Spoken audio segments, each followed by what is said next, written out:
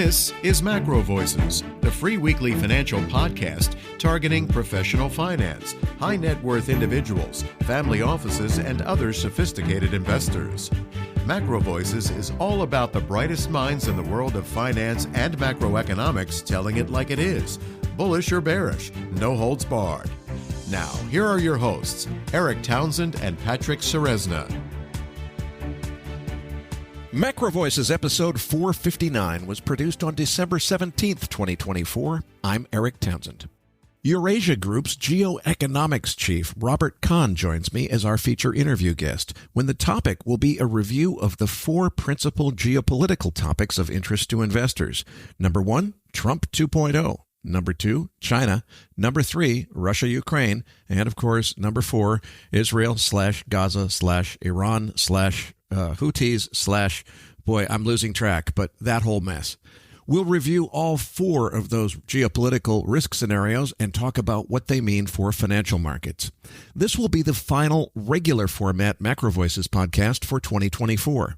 For the next 2 weeks, we'll be releasing pre-recorded year-end special episodes on Tuesdays rather than Thursdays in order to put that content in your hands in time for each of the upcoming holidays.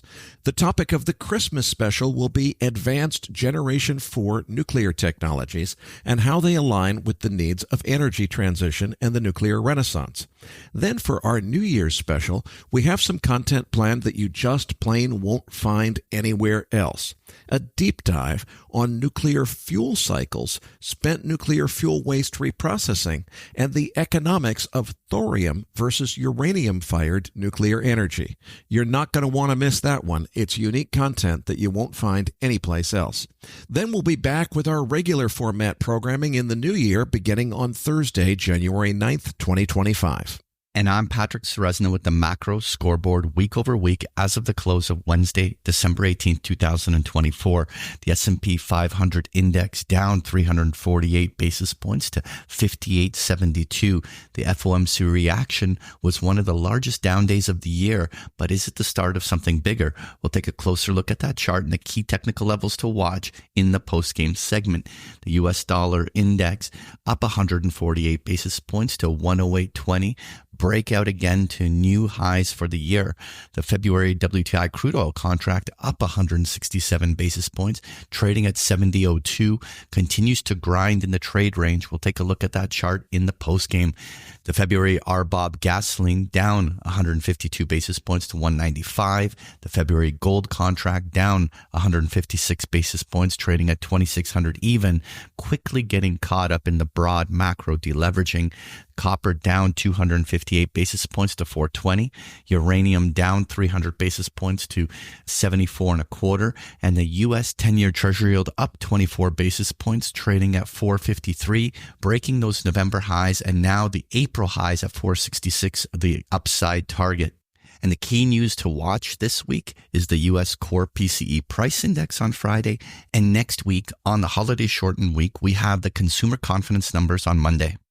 This week's feature interview guest is Eurasia Group's geoeconomics chief, Robert Kahn. Eric and Robert discuss Trump 2.0, the U.S.-China relations, geopolitics, and more. Eric's interview with Robert Kahn is coming up as MacroVoices continues right here at macrovoices.com.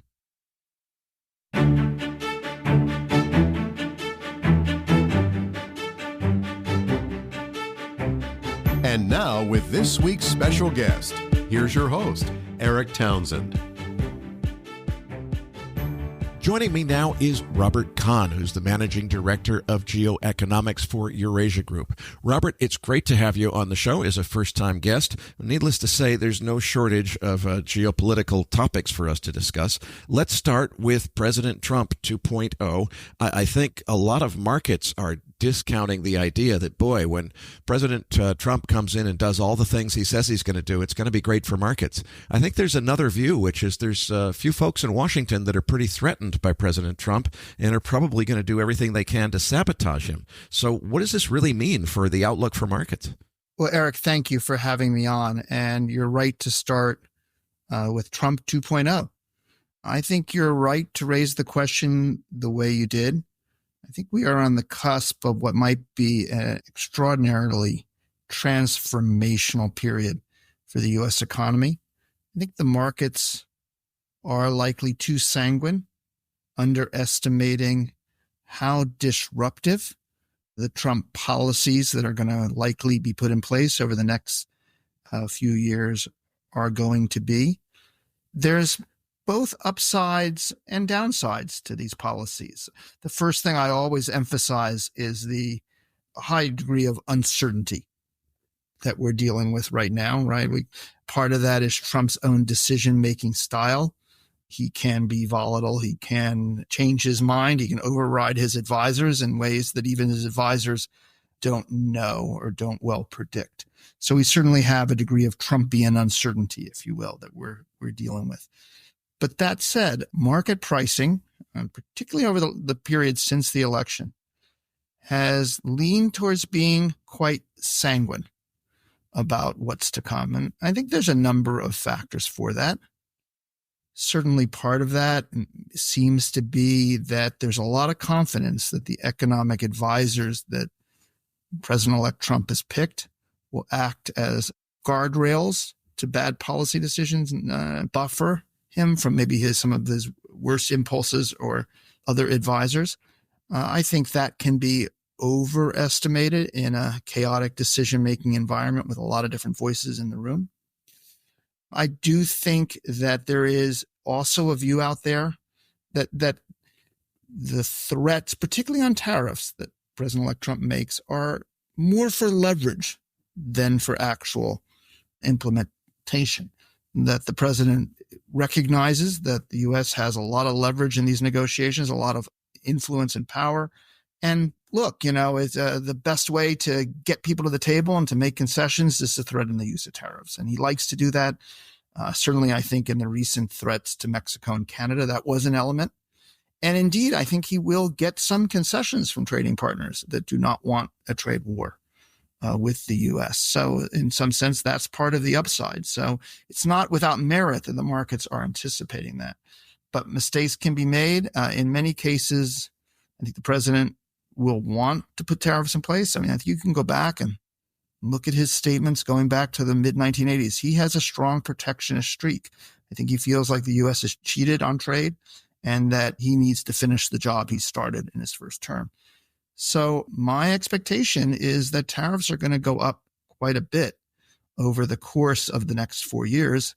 In the first year alone, I wouldn't be surprised to see tariffs against China double to around 25%, in that range, 23-25%. I wouldn't be surprised to see tariffs come on Mexico and Canada at some point, on other major trading partners, particularly those with bilateral trade surpluses against the U.S., countries in Southeast Asia, for example. And when you put that all together, this is a tariff increase that we really haven't seen in almost 100 years. It will be disruptive. It's a major change in the trading environment. It will have knock-on effects to other countries as well. Robert, before we even get to the implementation of tariff policy, tell me a little bit more about what you're expecting in terms of Senate confirmations of the Trump 2.0 cabinet. I don't imagine the head of the CIA and the FBI coming and saying, yeah, Tulsi Gabbard for DNI. We like her. Let's go with that. And I think that's probably the most contentious, but there are several other cabinet members who aren't just a different viewpoint. They're literally saying our purpose, our mission is to pose an existential threat to establishment Washington, drain the swamp, fire half of the government, get rid of the dead weight. That's what we're here to do. I've got to believe that they're going to meet more resistance than probably any past president's cabinet appointments have ever faced. Am I wrong to think that? And what do you expect? You're right to say that these are unorthodox nominations, particularly for a Republican president. Normally would be traditional and want to project strength, particularly in those security and defense positions. At the same time, there's limited appetite in the Republican caucus to vote against President Trump's nominees, particularly when he doubles and triples down in support of them, as he is doing now for his defense secretary. And so most of these people will be ultimately probably approved There are going to be cases where I think the confirmation will drag out because the senators would like the nominee to pull its name out. But if it's brought to a vote, if it's forced, I would expect most of these nominees will ultimately go through. And that will, as you say, it will lead to a kind of challenge to norms that we really haven't seen before. Gabbard's an interesting one, as you touched on. I do think there are a number of defense-oriented senators who are very concerned about that. I think they're probably maybe hoping that the background reviews that are done ultimately do turn up things that make her nomination problematic on its own. But for the most part, they don't want to actually have to be in public making a vote against the president's wishes. So I think most of them go through. I think Robert Kennedy Jr. probably gets through. I think that in that sense, the president will get his way for the most part without having to do much in the way of recess appointments or to somehow otherwise test the limits of the law by trying to force Congress out of session. That would lead to a legislative environment where we have really a White House that is very much in the business of posing a serious threat to establishment Washington. Does that mean that the whole administration is going to be a constant battle between establishment Washington trying to sabotage the efforts of the administration?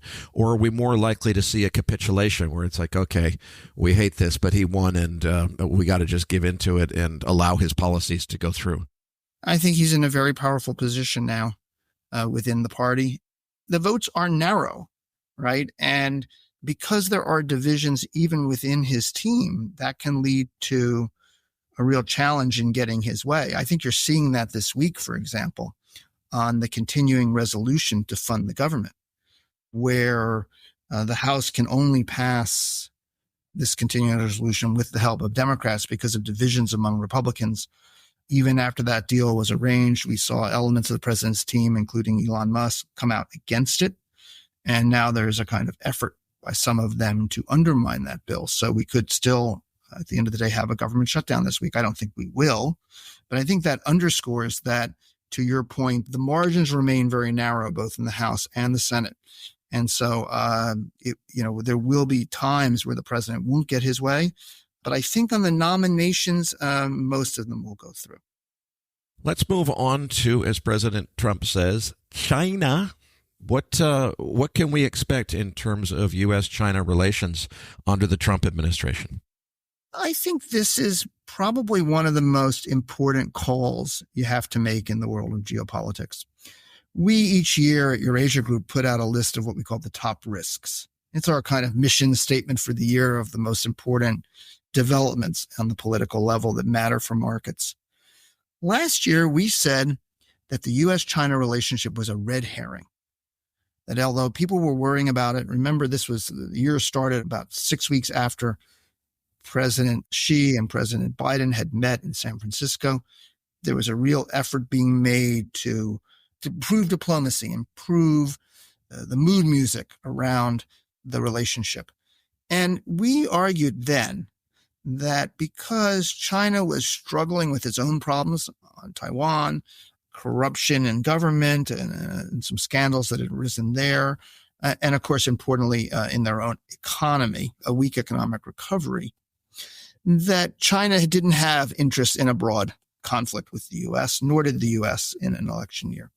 And for those reasons, we thought that the U.S.-China relationship would remain relatively stable. And I think that was a good call. That's not your call for 2025. In fact, I think that you're going to see, and it's my base case, that you are going to see a material disruption, material worsening of the relationship between the U.S. and China. Of course, first and foremost, that has to do with trade. I think that if, as I suspect, we do see a material increase in tariffs against China, China will retaliate. They'll retaliate asymmetrically. They can't match the U.S. tariff for tariff, but they can do a number of other things, including going after U.S. companies. You may have seen an investigation opened into NVIDIA recently. I think that's just indicative of their capacity to make it difficult for companies that are either in China or simply have Chinese suppliers And in addition, there is talk of limitations on rare minerals and other export controls. There's a variety of ways, particularly in the technology space, where China can disrupt supply chains for the U.S. and impose costs. So I think there's a lot at play here, a lot at risk, and that U.S.-China relationship can be fraught because of that. But I think it goes beyond trade, and it can relate across the whole range of security issues. Now, it's not all bad news. I don't think you're going to see real conflict over Taiwan in the next year. I think for a variety of reasons, China is not interested in direct conflict over Taiwan at the time. I think there's a lot of things they will try and do to turn up the heat on the Taiwanese leadership, but we see that as relatively stable. Other flashpoints in the region, including China's relationship with the Philippines and the South China Sea, we see as being relatively stable, risky, but still relatively stable. But I still think you have two countries that have very different objectives and will find hard to find common ground. Now, that said, with Donald Trump, there's always the prospect of a deal. I think the Chinese in some ways would like a deal that contained the trade conflict. But right now, it's hard for me to see what that deal would look like, what the Chinese would offer that a Trump administration would find acceptable, particularly after the distrust that emerged from the trade agreements of 2018 and 2019 that the Trump team feels the Chinese did not meet and misled them on. So I'm thinking as you look at the whole context of it, we don't rule out a deal. There are these upsides that Xi and Trump have the kind of personal relationship they could get there. I think there will be phone calls and efforts to try and look for common ground. But at the end of the day, I see two countries that really have very different objectives for their economies and more broadly in ways that are going to lead to more conflict in the next year. And I think that has implications not just for the U.S. and China, but really for the global economy, because, as goes that trade and regulatory relationship between those two countries, it affects everybody else. Let's move on to the Russia conflict, or the situation in Russia.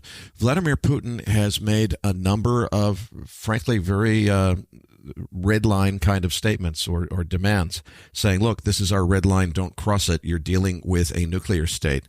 A lot of commentators in the West have kind of rolled their eyes and said, Putin is not going to start a nuclear war. He knows better than to do that. He's just bluffing. Meanwhile, the Bulletin of the Atomic Scientists has moved its doomsday clock to 90 seconds before midnight. They say we're closer now to the outbreak of nuclear war than at any time during the Cold War, including the Cuban Missile Crisis.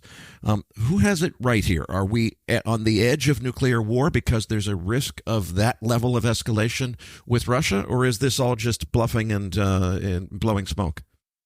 Well, you do have to take the threats seriously. Russia is under stress, a war that is not going well, an economy that is suffering. Putin's position remains secure, and I think for that and other reasons, our view is that the odds of a nuclear conflict in Ukraine are really quite small. So in that sense, I don't think I'd have the clock that close to midnight. But it does highlight how uncertain the environment is and the risks if there are missteps. I do think in this way, there are some elements that are positive or constructive here. I remember when Donald Trump first said, well, I can solve the conflict in a day. We all kind of, rolled our eyes a little bit because it's a complex situation. No one really thought he could just come in, snap his fingers and solve the conflict. But I do think as we've looked at events over the last month or so, and particularly since the election, we actually do see the currents shifting in a way that create the space for a possible ceasefire. And we do think it will be an early priority of the Trump administration to try and pressure both sides to go to the table and negotiate. I actually think it's quite likely we will get a ceasefire sometime in 2025. That's the good news. And I think it will be something brokered by the U.S. with threats to arm Ukraine if Russia doesn't play ball, and vice versa to cut support if Ukraine doesn't. I think that a ceasefire in that regard, though, will likely prove pretty unstable because we're not convinced that the basis for a long-term peace deal is in place. Now, what would a peace deal have to do? Well, a couple of things, right? It would have to provide for longer-term security of Ukraine, right? It would have to have security guarantees this won't happen again once Russia rearms and rebuilds. How would you do that? You could do that through bringing Ukraine into NATO, but that's a long shot, and Russia would probably resist that strongly, and there's opposition to that even in Europe. Would you try to create some sort of buffer zone or other type of security guarantees? Yeah, but nothing of that sort has really been agreed, and getting full consensus, and that would be hard. On the Ukraine side, they will have to acknowledge that any longer-term peace deal requires the partitioning of Ukraine, that essentially Russia will take long-term control of the lands that they currently control. Now, that is something that I don't think the Ukrainian people have been prepared for by President Zelensky, and so we're not there yet. That will be difficult. And of course, that leaves unanswered what happens to the land in Russia that the Ukrainians currently hold as well. So there's a lot of uncertainties about that. It is hard to get to yes in a negotiation of that sort. And so we're quite concerned that a ceasefire proves only a temporary relief, but it is a step towards an eventual ceasefire. Now, in the meantime, though, this war is going to grind on. I think Russia will continue to take some additional land, but I think largely now we're in a period of status quo development. It's not dramatically upsetting global markets at this point, but I do think should we get to a ceasefire and to the prospect of a long-term deal, really difficult questions about what you do with the frozen Russian assets, what happens to sanctions. It's hard for me to believe that the West would agree, even under President Trump, would agree to take off all the sanctions, which would be a demand of Putin's. So again, really hard to figure out what this deal is going to look like. It would probably only work over a number of years, and that's going to provide a lot of continuing uncertainty for investors and markets.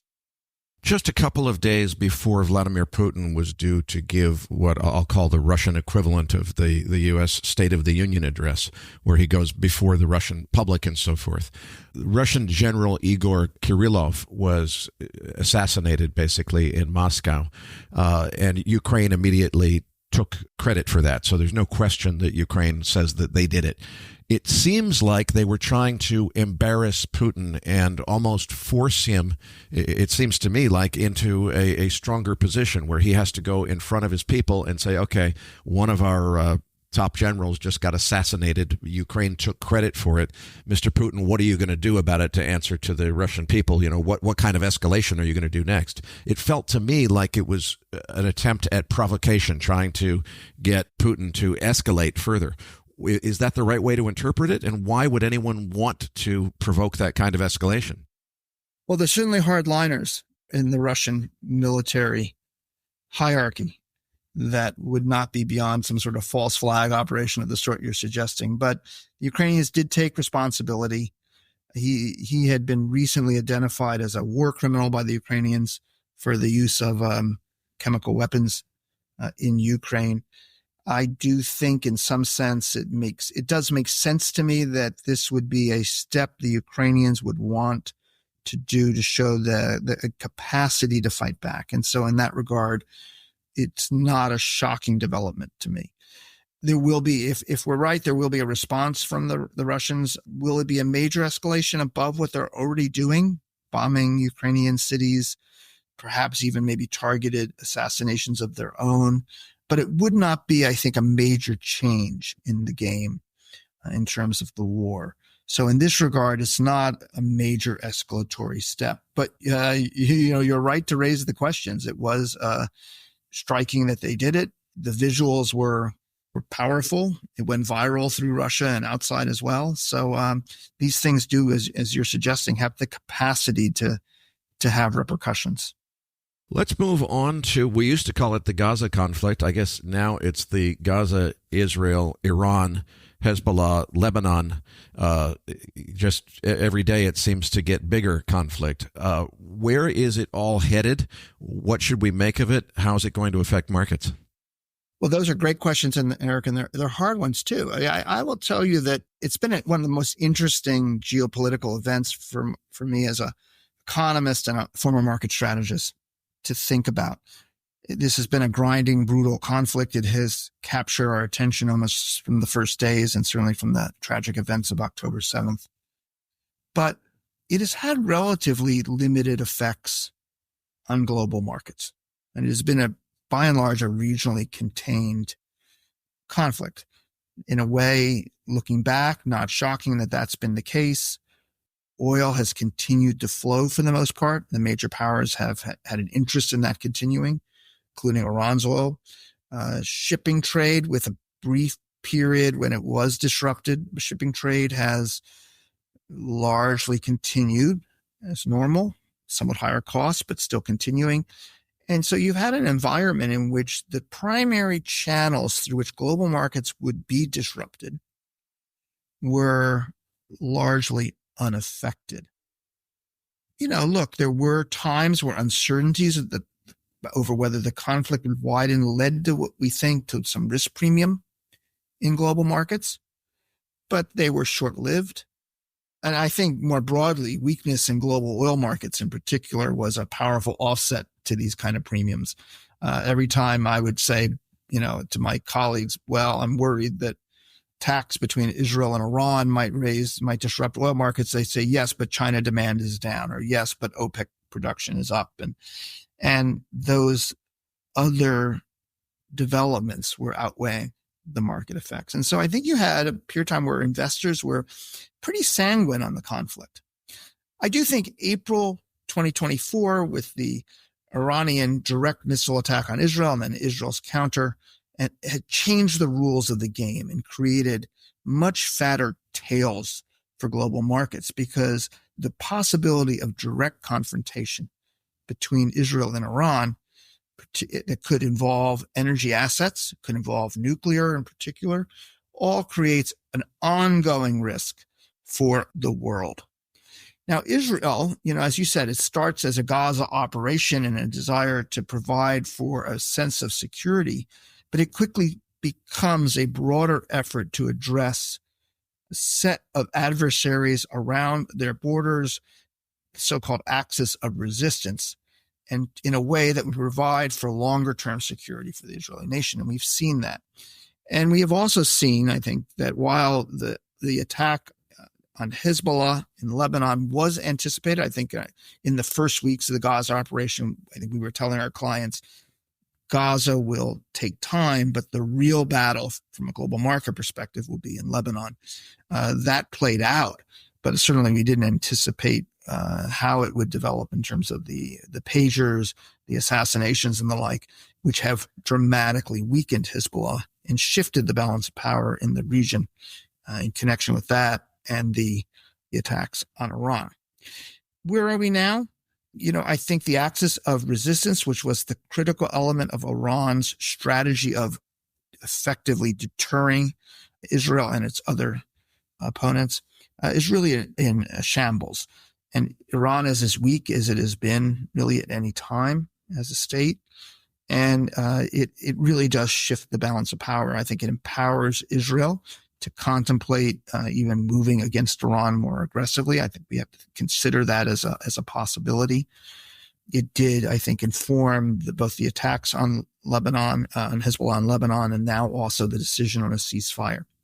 And of course, now we have the collapse of the Assad regime in Syria, which on the one hand, actually in a kind of, and maybe in a way that many of our listeners haven't thought about, strengthens the ceasefire in Lebanon. Iran can no longer use Syria as a land bridge for supplying heavy weaponry to Hezbollah. It can't rearm it. And so that, in fact, extends a period of stability on that border, makes it more likely that that ceasefire will hold. But on the other hand, the prospect of a failed state on the border of Israel is destabilizing, and we're seeing Israel in taking more land around the Golan Heights as a preventative or proactive move to address that in ways that I think will have uncertain implications.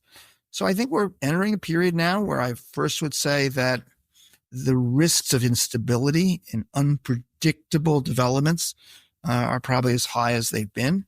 Even as the Gaza is winding down, I would by no means say that the war is coming to a conclusion anytime soon. And the second thing I'd say is that the real issue for markets will still remain Israel and Iran. And in particular, will Israel attack Iran's nuclear facilities? We have said to our clients that we think the odds next year are around 25%, that Israel, with U.S. support, would launch an attack.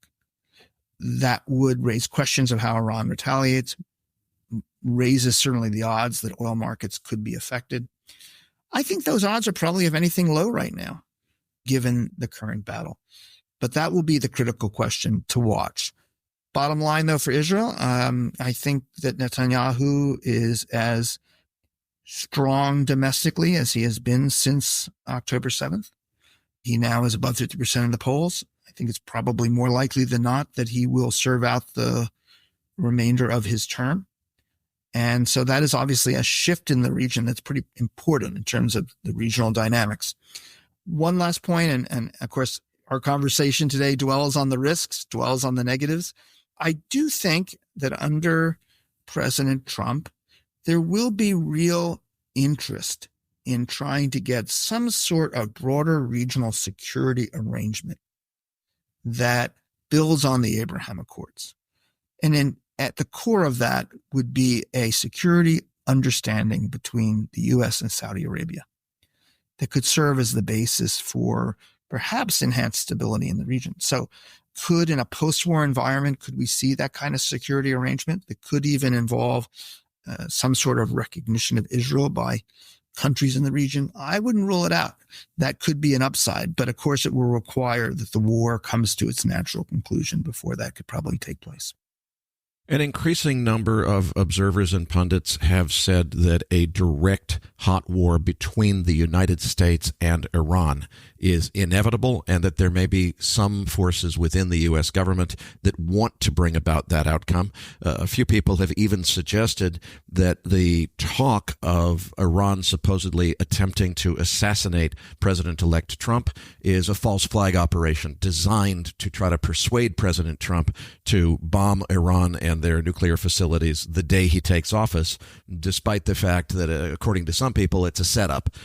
Is there any truth to either side of that? And should we be concerned that President Trump, whether he's being manipulated or giving good intel, may be on a path to potentially take strong action against Iran as soon as he takes office because he's been told that they're trying to kill him?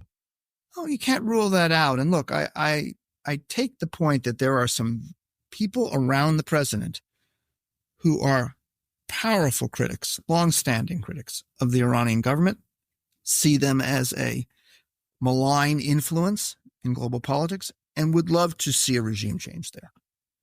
And they look at this current situation, they see Iran in its weakest moment, and will tell the president this is the right time to support an Israeli strike at a minimum. And so I just certainly don't rule that out. But building on what we talked about a moment ago, there's still Trump the deal maker. And I do think that there is part of him that recognizes the capacity for a deal, would be open to doing so. Remember that it was about a month ago that he reportedly authorized Elon Musk to meet with an Iranian representative. So I think he's going to, at least the signals are that he's willing to talk. He's willing to hear out what is on offer. The other point I might make is that he does tend to shy away from wars in faraway places. And we have seen that particularly at play in the Middle East. Recall that he talked a lot of getting out of Afghanistan. He has said more recently that he would like to get U.S. troops out of Syria and other parts of the region. There is a sense that I think is pretty strong in him that he doesn't really want to be engaged in these wars far away. And I suppose if he thought he could get regime change in Iran through a quick strike, that would be different. But I do think to the extent you could end up in some sort of protracted engagement, I'm not sure that his instincts aren't to try and avoid that. So I think this may be one where you're going to have a real battle going on within the White House of people with very different views about how best to handle Iran. There's no fans of theirs, but there will be many people in a Trump White House that would argue that you don't need to go to war to achieve the objectives of this administration. So I think it's pretty uncertain now which way that will go. But you're absolutely right to say the odds are probably higher than they have been for some time that he would support some sort of military action. And I think if there are going to be talks, they probably have to happen in the first months of a Trump administration. So whatever odds I would put on this, I would say they will be rising with each month after January 20th. So the window may be relatively narrow for trying to de-escalate and open some sort of negotiations. Let's talk about Western Europe next, particularly Germany and France. I have to admit, I just can't understand what's happened to Germany, a country that famously used to be very focused on engineering, and all the citizens thought in terms of logical cause and effect and rational reason and so forth. I think what they've just been through, if I didn't miss anything, was we absolutely positively have to shut off our nuclear plants. No, wait, that's not good enough. We have to physically tear them down to get rid of them. No, wait, now we should turn them back on once we've physically destroyed them and made it impossible to do so. Holy cow, how does a leading nation that's known for its engineering talent go through such a policy flip-flop? And then in the case of France, you've got, I think, Macron's government kind of falling apart. It almost feels to me like Trump's victory seems to be kind of creating this populist surge that's taking out a lot of the G7 leadership. Even Canada, Justin Trudeau's government looks like maybe it's starting to collapse. Are these things related, and is it being driven by a populist movement that's a follow-on to Trump, or why is it that all of a sudden Germany, France, Canada are going through these sudden changes? So I think you're touching on something important, but I might be a little more cautious in giving too much of the credit to Trump personally. I think he is both cause but also a symptom of something that's broader.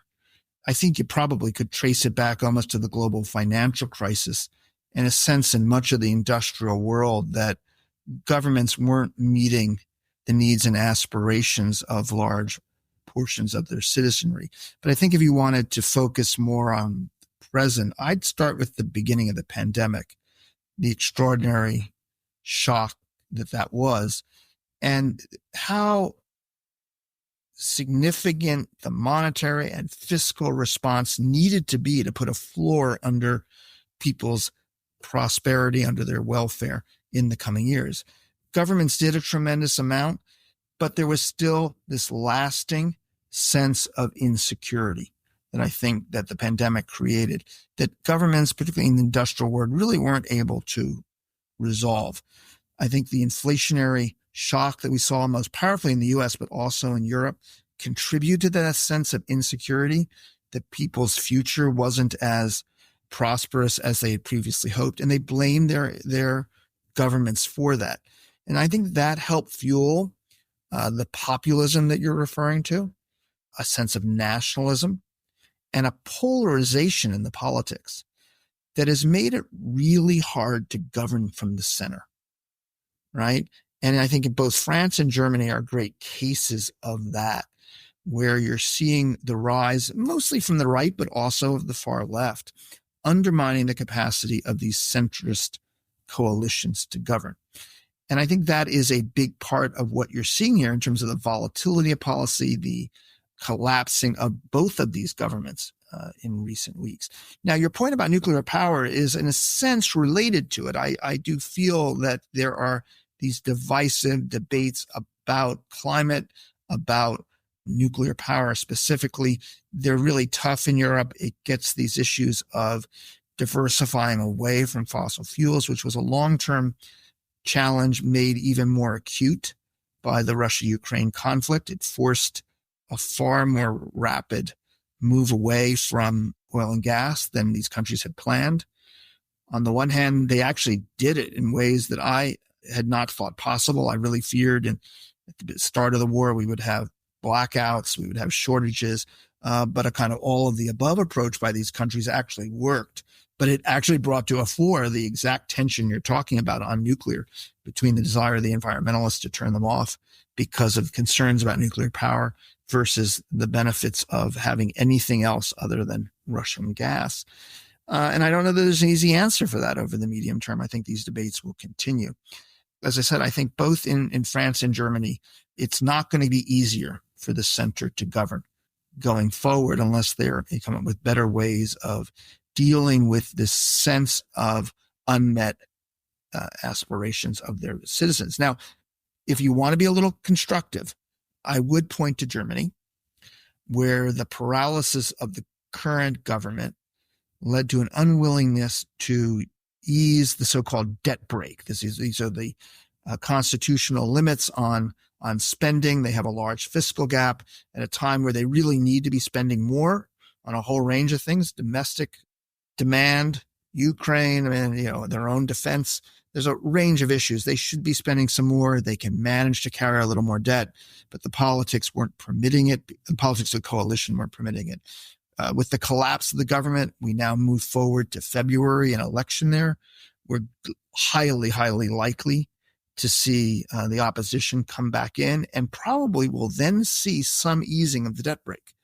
So, in some sense, crisis can create greater flexibility of policymaking. But I still think you're going to see challenges from the right, including in that February election. So there's certainly some fat tails around that call that we have of a more constructive fiscal policy in 2025 in Germany. Well, Robert, I hate to do this to you because it's a completely impossible question, but I don't know what to do other than ask it.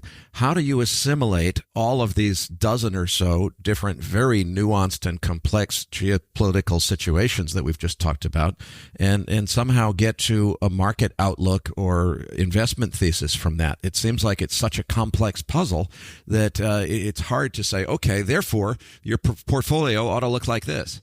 I think you have to, and as an economist, I know this is going to sound a little self-serving, you have to channel your inner game theorist, because I think sometimes what markets don't pay enough attention to is the policy reaction functions, if you will, the way in which other countries respond to this. So take the tariffs, where we started our conversation tonight. But first of all, it's not just tariffs, right? It's going to be tariffs and immigration policy, which will have dramatic effects on labor supply in the U.S. Both of those are a supply shock. We're then going to have an expansionary fiscal policy. But I think you have to look at the balance of those policies and then ask, well, okay, how do foreign governments respond to the tariff threats? How does the Fed respond to the inflationary impulse? And look at the interactions of all of that. I think that is what takes you to maybe a more nuanced but also uncertain view of how global markets could look a lot different a year from now than they do now. You also have to use history as a guide, but not be wedded to it, because these are large moves we're contemplating. And our models, our intuition often comes from much more incremental changes, right? And the implications of those episodes for policy can be much more gradual and incremental than what we are facing here. So I think you have to be creative in thinking through how policies can change, how market outcomes can change as well. And I think one thing I've said to people is, rather than just focus on base cases, you have to spend a lot more time on scenarios, because at some level, the world is as complex now geopolitically as it has ever been. As we've talked about today, sometimes important geopolitical effects like wars don't move markets for a long time, but the tail risk can be pretty substantial. And I think scenario planning and a little bit of game playing in that regard can sometimes help you think through how you should react, how you will react, and what are the underappreciated risks. Where I come out is that the markets are too sanguine. And this is where we started our conversation. I think that there are good reasons why markets are upbeat now. As I said, it's because hopes that it doesn't turn out so bad. It also reflects the fact that even if policies are disruptive, there are some new opportunities to make money. And so money is flowing to new investment in those sectors. And so certainly I think that I'm not surprised we're getting a positive response now, but I think that fades over the course of the year as the level of tariffs become more apparent, as the disruptions from migration and from expansionary fiscal policy in the U.S. become more known. And also, just as I said, the how does a Mexico respond? How do Southeast Asian countries respond? And even more importantly, if the U.S. puts up walls against Chinese goods and the Chinese government continues a policy of growth through industrial subsidies and support for high-tech manufacturing, where does all that excess capacity go? It can't all go to Europe or to Latin America. And how do those countries respond? And I think that's where you get to, a set of predictions and outcomes that I think can help you navigate what's going to be probably a pretty rocky 2025. Robert, I can't thank you enough for a terrific interview. But before I let you go, I want to talk a little bit more about what you do at Eurasia Group. Your tagline on the website is Eurasia Group, Politics First. So obviously you focus a lot on geoeconomics. Tell us a little more for our institutional audience. What services are on offer if people want to follow your work or learn more about what you offer to institutional investors? How do they find out about it? Well, we are the world's largest political advisory. Our boss, Ian Bremmer, is the face of the firm, has started it now, I think, about 30, 40 years ago, and continues to provide this sort of extraordinary vision of how the world's going to evolve in ways that I think are useful both to investors and also to corporate. But we do a number of things. I mean, we do write notes and make them available. So, if you really just want to know what's happening in the Middle East or the current debate in Brazil over fiscal policy and why the markets are doing it, we try and produce analysis that's, useful to you. But a lot of what we're doing these days is really advisory, helping our corporations or helping investors think through their specific challenges in what's really a complex and uncertain world. So it really is working with them to solve their problems. And that's a lot of what we do. I'm an economist, which makes me a little bit of an unusual creature at Eurasia Group. Most of my colleagues are political experts, but my job is to think about the market and economic implications of the things we've been talking about today. If that's something you're interested in, reach out. And the website is eurasiagroup.net. Patrick Ceresna and I will be back as MacroVoices continues right here at macrovoices.com.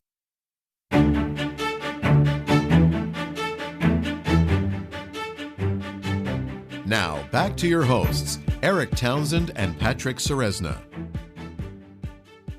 Eric, those were great perspectives from Robert. Now let's get to that chart deck. Listeners, you're going to find the download link for the Postgame chart deck in your Research Roundup email. If you don't have a Research Roundup email, it means you have not yet registered at macrovoices.com. Just go to our homepage, macrovoices.com, and click on the red button over Robert's picture saying, looking for the downloads. Okay, Eric, let's start off with the equity markets. What are you seeing here? Until this week, I think the market has been caught up in a Goldilocks consensus view that Trump 2.0 can only be good for the stock market because regardless of whether you personally agree with Trump's politics, his policies seemingly have to be favorable for financial risk assets. I think the situation is more nuanced and complex than that one scenario viewed in isolation. Now, first of all, yes, the Trump gets his way scenario could bring about a major economic transformation if the Trump administration is successful in its goal of draining the swamp, making government more efficient, and reforming federal bureaucracies to make them serve the people better. And yes, that could even evolve into a global trend where other countries demand reform of their governments as well.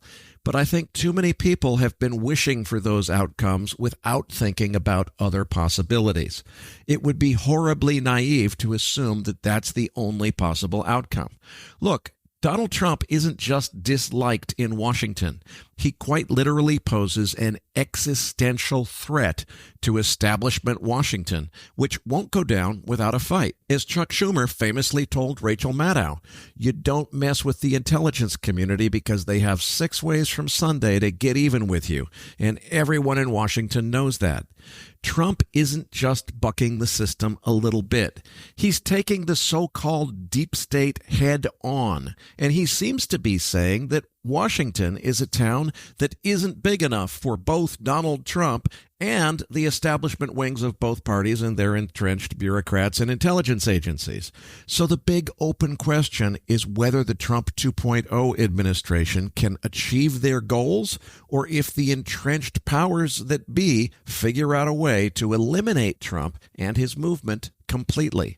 Now, I don't rule out further assassination attempts, but I don't see those as the base case either. It would cause too much blowback and too much unrest if that were to occur. So I don't think that deep state Washington is going to kill President Trump. They'll be much more crafty about how they take him out. Now, of course, he could still be killed by some nutcase, but I think that if the deep state takes him out, they'll be much more precise and much more stealthy about how they do it.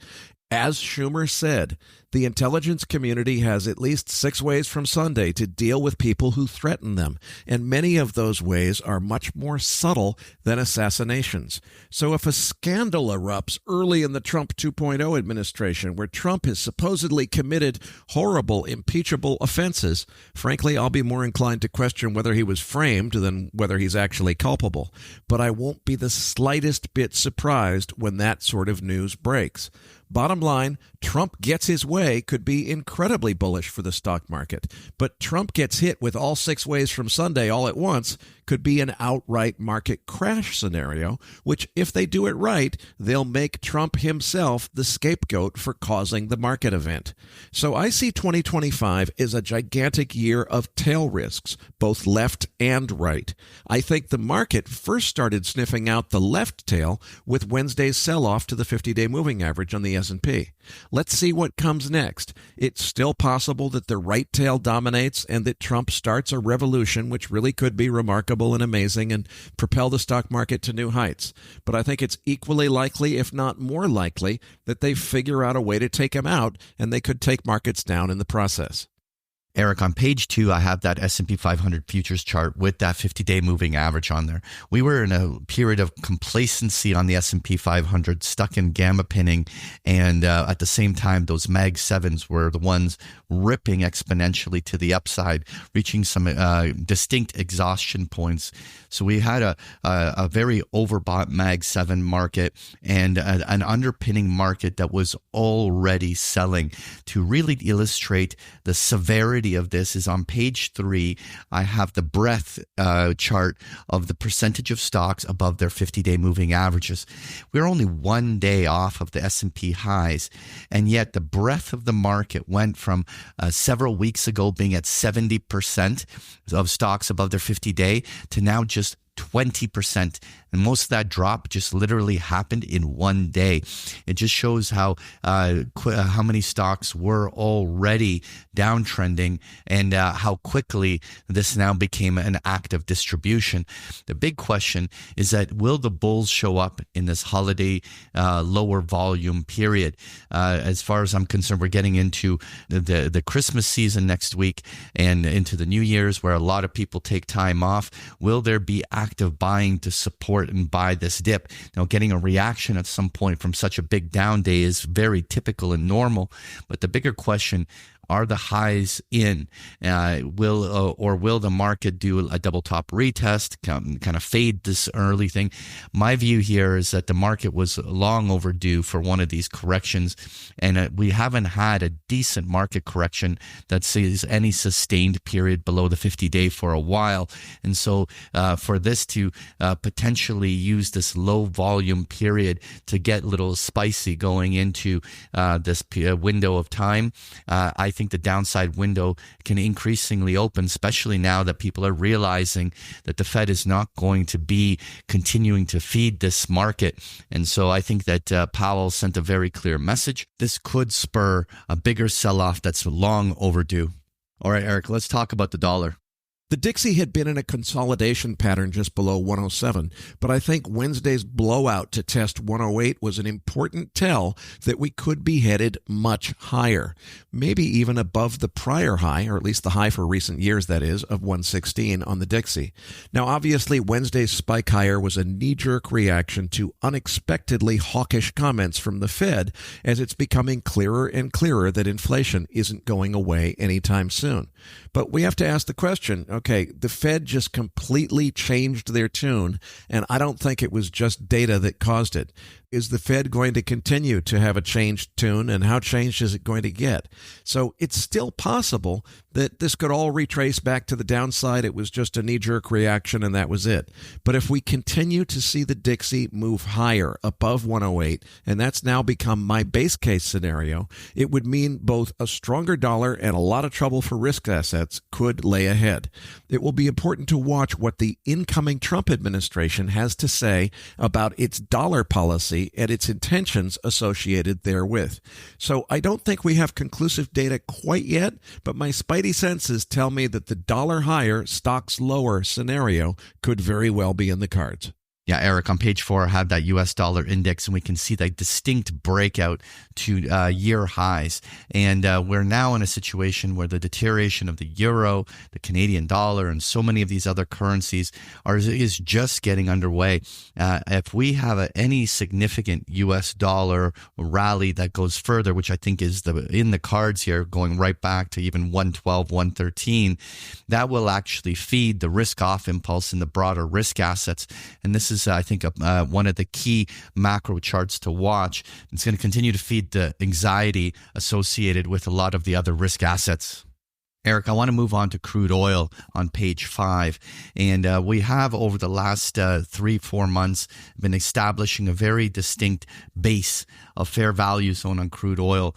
And while the support line has held oil very well, and certainly no major reactions on Wednesday's market move, it is still stuck deep in the trade range, with 50-day moving average being sort of the upper boundary of this area. I think that in order for the bulls in any way to begin some sort of squeezing to the upside, we have to see sustained price action north of $70. And so far, that has actually been a ceiling where a little bit of distribution continues to come in. I'm going into the holiday period quite neutral crude oil, but at some point, a short squeeze that gets this up into the mid to high 70s, it would be just the type of a surprise for a lot of oil bears are not ready for. A squeeze that is just going to be liquidity driven. I don't think you even need a fundamental reason for that kind of a squeeze to occur. All right, let's move on and talk gold. What are you thinking here? Well, there's still just barely room for gold to bottom right here and reverse higher if it turns out that the dollar rally is all just a false alarm. But I think the more likely outcome is a continued sell-off to test long-term support, which is probably the 200-day moving average, currently down around 2480, but it'll probably be up to 2500 by the time we get to actually test it. I've considerably de-risked my own gold longs and will start scaling back in just above 2,500. Now, again, there's definitely a case to be made that we're already testing the bottom here, and it will, instantly start to retrace higher tomorrow. But if that's going to happen, it has to happen very quickly, and for now, I'm not betting on it happening. I think a deeper correction is more likely unless there's a policy announcement that reverses Wednesday's reaction to the Fed's sudden hawkishness, or if there's some other news which causes, if Jay Powell clarifies and said he didn't really mean to be so hawkish, something like that signals the Fed is not making a pivot of policy, which is the way it feels to me. If they signal that, it could change everything. We could see that gold is done here and it's upside from here. But absent that, I think there's probably more gold weakness to come. On page 6, I have that gold chart, and we did last week see an attempted breakout as it broke above those November highs on a closing basis, asking the question whether it was starting a new bull breakout on the upside. That quickly faded. What we know is that back in October, we put in the high of the year. At this stage, the likelihood in the next 2 weeks of us getting up there is very unlikely. And so we have been in a 2-month consolidation, and the consolidations often can do as much as like a 50% retrace. So us heading to that 2,500 number that you suggested is a support area that can easily be tested during a consolidation phase. I remain big picture bullish gold, but we are in the consolidation phase. The consolidation phase can last for the rest of this year and even into early January, especially if there's broader risk off going on in almost all other assets. This will lead to, though, a key buying opportunity. We'll keep everyone updated as to when those turn points are developing. All right, Eric, let's talk uranium. What's on your mind here? The fundamentals for the nuclear energy sector generally, and that includes uranium and uranium miners, couldn't possibly be more bullish intermediate to long term. The nuclear renaissance is definitely on and in spades, and the long-term outlook couldn't be brighter. But having said that, I now see an outlier risk scenario for uranium miners in the short term that could lead to an outright washout. To be clear, this is not a prediction, nor is it my base case. I say again, this is an outlier tail risk, not a base case and not a prediction. But the short-term bearish setup that I see is real, and I think it's worth talking about. Start by asking yourself how it's even possible that the spot price of uranium was down considerably this week, despite the incredibly bullish news flow surrounding all things nuclear. The answer was given to us by Jeff Curry when, in his recent MacroVoices interview, Jeff reminded us that while the stock markets are forward-looking, commodity markets have to balance supply and demand in the here and now. The fact of the matter is that we have a conversion and enrichment bottleneck that will constrain the amount of U-308 uranium that can be consumed. Now, to some extent, overfeeding in the enrichment process will overcome some of that bottleneck and will create a little bit more demand. But we still have a conversion bottleneck, and you can't enrich uranium until you convert it into gas first. So it's entirely plausible that the spot price of uranium could stay right where it is or even move lower for quite some time. The triple nuclear initiative and the nuclear renaissance are very real, but it will take years to build the new nuclear reactors that will create new demand for uranium and unbalance the spot market. Now, to some extent, the spot market was already unbalanced. Justin Hune's analysis over at uraniuminsider.com shows that. But in the here and now, right now, this month, the commodity market needs to balance current supply and demand, and with this constraint that we have on conversion and enrichment, I don't see any sane reason to expect immediate demand to increase markedly this week or this month. Now let's talk about what could crash the prices of uranium mining shares. Forget about fundamental analysis and technical analysis and all the rest. At the end of the day, all that really matters is who owns those shares and under what conditions they might start to panic sell them. In the case of uranium miners, there is famously very, very low institutional participation in those markets because until recently, ESG put all things nuclear off limits for most institutional investors. Next, with apologies, there's no nice way to say this, folks, but uranium miners are an area of investing that's dominated by retail investors who frankly have a bad habit of using margin to over-leverage themselves. And these are the same kind of investors who tend to panic sell bottoms rather than value buying them as they should. Now I want you to imagine that the dollar rally continues and that there's a significant downside risk event in the broader stock market as spot uranium sells off maybe another 10%. Now imagine the margin calls starting, with retail holders of the uranium miners now being forced to sell. Who are they going to sell to? That's the operative question to ask yourself. Who's going to step in to provide liquidity when margin calls start to become self-reinforcing and the inexperienced retail investors who overcommitted themselves to uranium miners that they bought on margin start to panic sell? Who is the buyer of last resort in that scenario? If you said could be nobody, well, then you understand why I see this as a very real risk scenario. Should smarter investors step in quickly based on expected future demand for uranium? Well, of course they should. The future demand is just out of sight. The bullish fundamentals couldn't possibly be stronger. But what if the people that would normally do the stepping in are also shrewd and experienced enough to see a retail margin call puke event coming?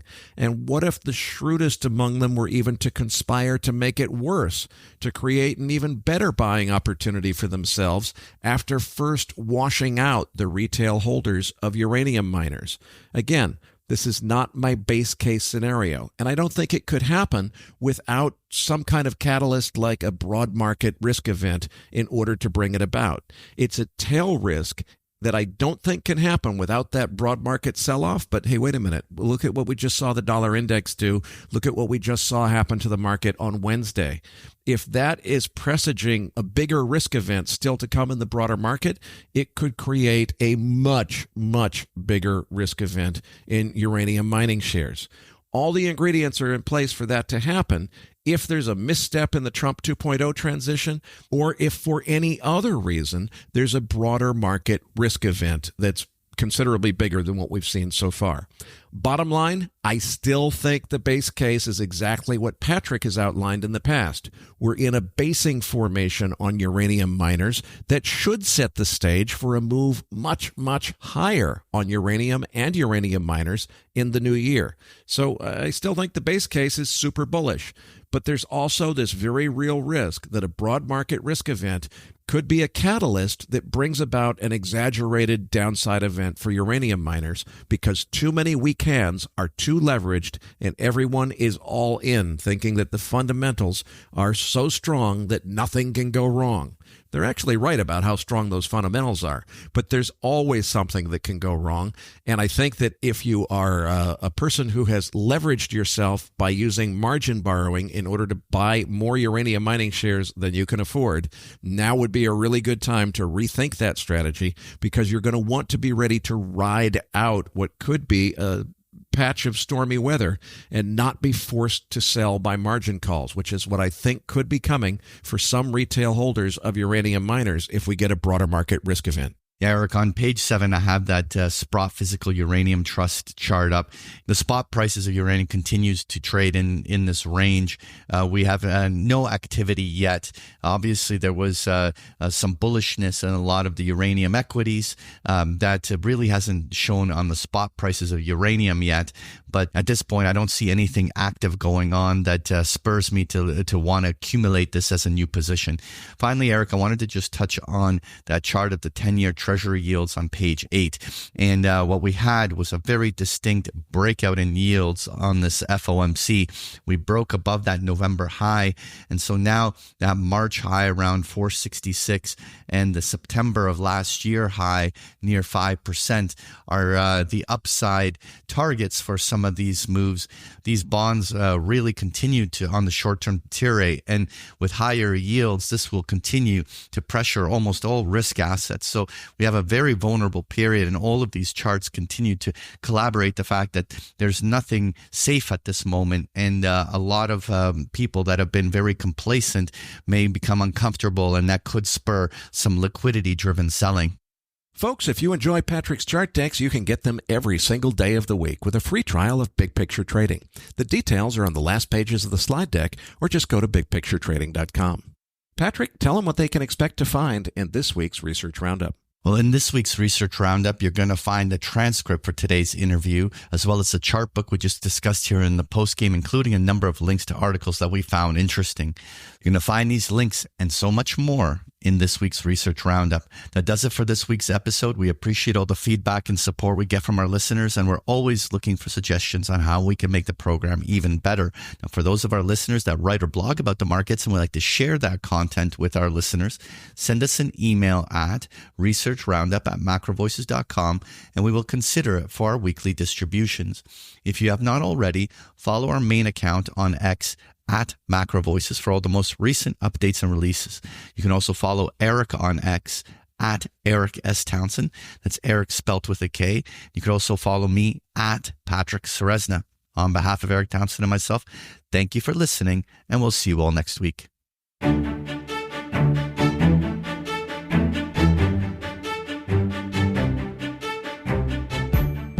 That concludes this edition of Macro Voices. Be sure to tune in each week to hear feature interviews with the brightest minds in finance and macroeconomics. Macro Voices is made possible by sponsorship from BigPictureTrading.com, the Internet's premier source of online education for traders. Please visit BigPictureTrading.com for more information. Please register your free account at MacroVoices.com.